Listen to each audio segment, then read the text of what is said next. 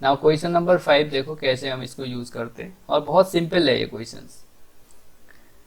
देखो यहाँ पे दिया है टी, अब इसमें कैसे पूछ सकता है क्वेश्चन, ये बोलेगा so that T is linear transformation and find the its null space and range space, ऐसे बोल सकता है। या ये बोल सकता है भाई इसकी रैंक और नलिटी बताओ।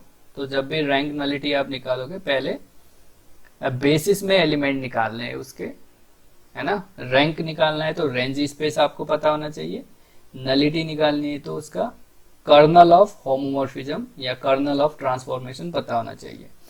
तो ये काफी क्वेश्चन यहाँ से अराइज हो सकते हैं।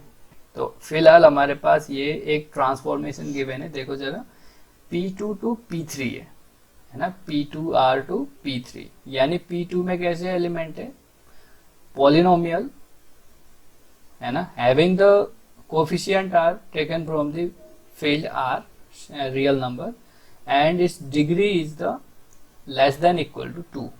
सिमिलरली यहाँ पे लेस देन इक्वल टू 3।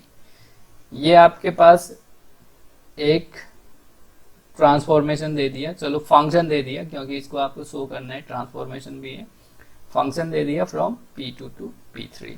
और इस तरीके से x f of x plus f dash x means ये डेरिवेटिव ऑफ fx, ठीक है, डेरिवेटिव।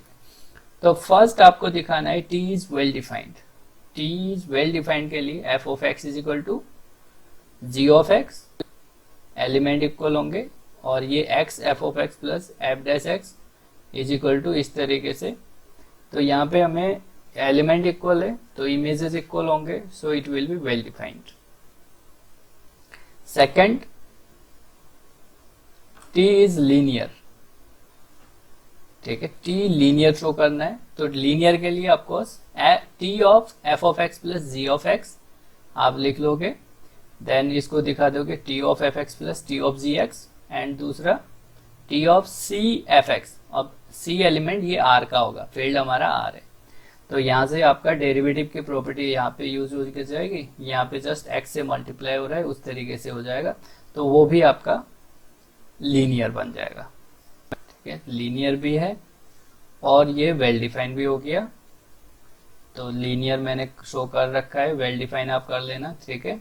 अब हम यहाँ पे देखो N T kernel of transformation find out करने जा रहे हैं।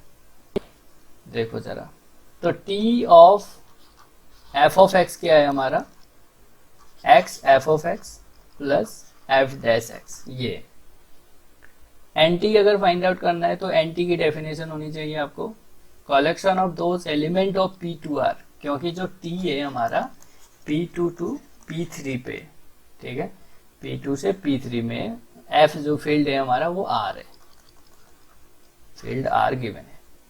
तो collection of those element of P2 whose image is zero polynomial, of course ये जीरो मतलब जीरो पॉलिनोमियल है, तो ये इस टाइप के एलिमेंट है। तो अगर मुझे पता चल जाए ये f ऑफ x जो है वो क्या है, तो मैं बता सकता हूँ एंटी क्या है। तो मैंने देखा ऐसे फंक्शन है इसके अंदर, एंटी के अंदर, जिसके इमेज 0 पे जा रहा है, अंडर t जिसका इमेज 0 पे जा रहा है, तो t of f of x equal to 0, तो t of f of x क्या आ रहा है, x f of x plus f dash x equal to 0, ठीक है। तो अगर f ऑफ x 0 हो जाए तो ये सेटिस्फाई कर रहा है, डन है। अगर f of x non zero हो जाए, ठीक है, तो अगर f of x non zero हो जाए, क्योंकि अगर f of x non zero हो जाए तो 1 अपॉन f ऑफ x में लिख सकता हूँ, तो 1 अपॉन f ऑफ x से मल्टीप्लाई करने पे मैं इसको चेंज कर सकता हूँ f dash x upon f of x is equal to minus x पे, ठीक है, जस्ट जो आप इक्वेशन में यूज करते थे वो क्रॉस मल्टीप्लाई वगैरह, इस टाइप से हमने कर दिया। Now integrating on both side, अब इसको मैंने इंटीग्रेट किया, तो देखो ये अगर आप इसको क्या f ऑफ x को t लेके करते हैं ना इसमें, तो इस तरीके से अगर मैं कर दूं, या डायरेक्ट अगर यहाँ पे डेरिवेटिव होता है, नीचे ये फंक्शन होता है, ऊपर इसी का डेरिवेटिव होता है, तो जस्ट इसका integration log f of x हो जाएगा, ठीक है, या जस्ट आप t लिख के भी आप देख सकते हो, इसमें ऐसा होता है। तो log f of x is equal to इस side x square by two plus log C constant of integration add कर देंगे। तो एफ ऑफ एक्स अगर मैं देख रहा हूं तो वो किस फॉर्म में आ रहा है, e to the power minus x square by two के फॉर्म में, which is not a polynomial. ठीक है, तो ये तो पॉलिनोमियल है नहीं, so it cannot belongs to P two R. So अगर एफ एक्स नॉन जीरो होगा तो इसके अंदर आ ही नहीं सकता एनटी के अंदर, तो एनटी में केवल जीरो पॉलिनोमियल ही होगा। ठीक है, सो जो भी एलिमेंट होगा एनटी में ओनली जीरो एलिमेंट होगा, so NT has only zero element. So NT का बेसिस क्या होगा, 5 होगा। So dimension of NT, it mean nullity of T will be zero, nullity will be zero, simple. Now अब देखो हम यही जो हमारे पास है 2.2 थियरम उसका यूज कर रहे हैं और फाइंड आउट कर रहे हैं तो कि रेंज स्पेस क्या होएगा और इसका रैंक क्या होगा। तो आर टी क्या होगा, तो अभी तक तो आप डेफिनेशन यूज कर रहे थे आर टी के लिए। ठीक है, collection of those V belongs to V, collection of those element of W है ना, where V belongs to domain V।